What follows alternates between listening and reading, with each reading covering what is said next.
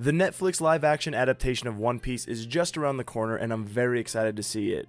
It does have me thinking about all the possible characters we could see within the prospective 61 episodes the first season is expected to cover for the live action, such as Garp being present for Roger's execution, because we didn't see Garp until episode 68, and we never actually saw Garp at Roger's execution. However, it does make complete sense that he would be there. So I thought about another character, and the question for the day is, could we possibly see Uta in the first season of the One Piece adaptation on Netflix? And in my opinion, we could definitely see her. Let's talk about it. Supposedly, the first season of the live-action adaptation is only set to cover the first 61 episodes of the anime. However, Uta does not show up in the anime until episode 1029. And of course, she's the main protagonist in her own movie, One Piece Film Red. The character Uta contains the Paramecia-type devil fruit, the Uta Uta no Mi, or the Sing Sing fruit in translation.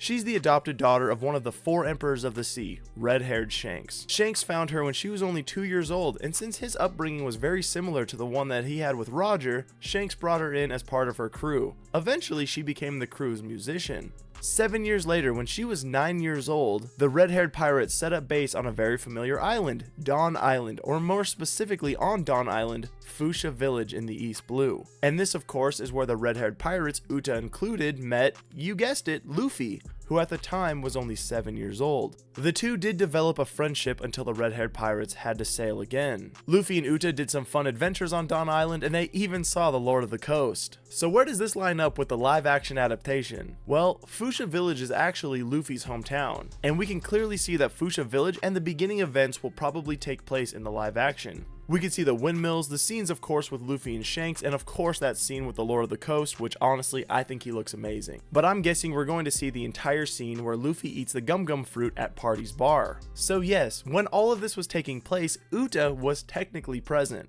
However, could we and will we see her are completely different questions. Could we see her? Absolutely, I definitely believe so. She was there for some of the very crucial moments, and some of those will be covered during the live action adaptation. But will we see her?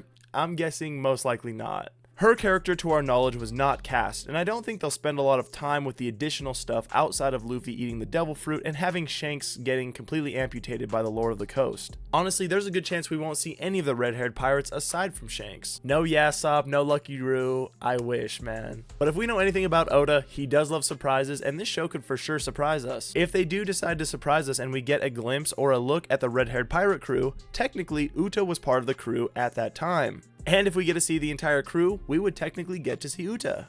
In my opinion, I think it would be awesome to get to see her in the live action adaptation. Let me know down in the comments what you think, and if you think it would be awesome to see her as well. Also, let me know if you guys are just as excited for the live action adaptation as I am. And of course, make sure you like, comment, subscribe. Thank you so much for joining me today. We'll catch you guys on the next video.